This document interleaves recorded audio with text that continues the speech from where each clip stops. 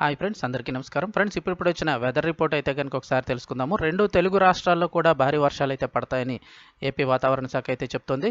ఇక ఏ ప్రాంతాల్లో వర్షాలు పడతాయి ఏంటని వివరాలు అయితే కనుక ఈ వీడియోలో తెలుసుకుందాం. వీడియో పూర్తిగా చూడండి, అలాగే తప్పకుండా ఒక లైక్ అయితే చేయండి ఫ్రెండ్స్.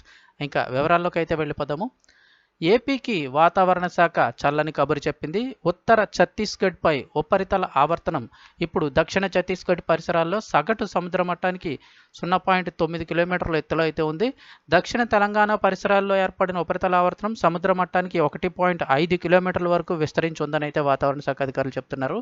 ఇక ఒక ద్రోణి దక్షిణ తెలంగాణ పరిసర ప్రాంతాల మీదుగా ఉపరితల ఆవర్తనం నుంచి దక్షిణ తమిళనాడు వరకు రాయలసీమ మీదుగా సగటు సముద్ర మట్టానికి 0.9 కిలోమీటర్ల ఎత్తులో కొనసాగుతోంది. ఈ ప్రభావంతో 2 తెలుగు రాష్ట్రాల్లో కూడా వర్షాలు కురుస్తాయని వాతావరణ శాఖ అధికారులు అయితే చెప్తున్నారు.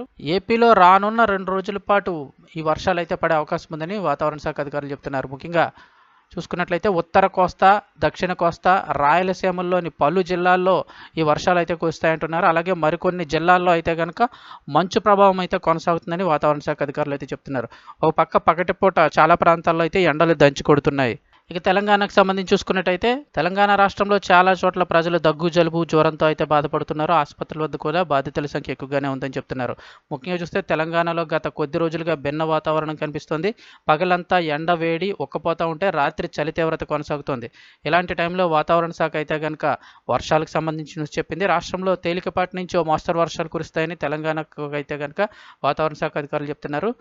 ముఖ్యంగా ఏ ప్రాంతాల్లో కురుస్తాయి వర్షాలను చూసినట్టయితే హైదరాబాద్లో ఇవాళ రేపు ఇలా రానున్న 2 రోజుల పాటు భారీ వర్షాలు అయితే పడే అవకాశం ఉందని వాతావరణ శాఖ తెలిపింది. రాష్ట్రంపై ఏర్పడిన ఉపరితల ఆవర్తనం కారణంగా ఈ వర్షాలు కురిసే అవకాశం ఉందని అధికారులు అయితే చెప్తున్నారు.